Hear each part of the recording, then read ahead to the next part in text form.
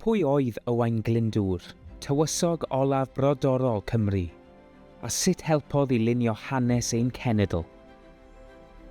Ganed Owain Glyndŵr tua 1359 ac yr oedd yn ddisgynydd i dywysogion Powys, y Deheubarth a Gwynedd. Yn ôl traddodiad, cafodd ei gyhoeddi'n dywysog Cymru yn ei lys yng Nglyn Dyfrdwy yn y flwyddyn 1400. Arweiniodd y gwrthryfel yn erbyn teyrnasiad Harri Pedwerydd o Loegr am 15 mlynedd. Gwrthryfel Glyndŵr oedd yr enw ar hyn.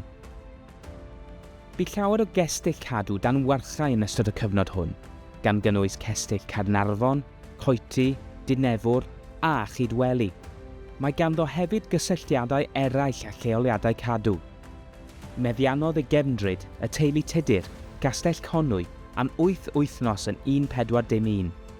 A chipiodd Owain Gastell Harlech a chynnal senedd yno yn 1415.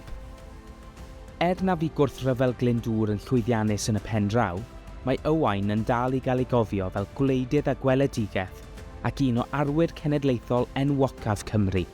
Does neb yn siŵr sut na ble y bu farw Owain Glyndŵr, ond mae llawer yn credu bod tywysog brodorol olaf Cymru wedi marw'n dawel ar stad ei ferch Alys. Dewch i ymweld â rhai o'r lleoliadau cadw oedd wrth wraidd bywyd Owain Glyndŵr. Cadw, er lles pawb.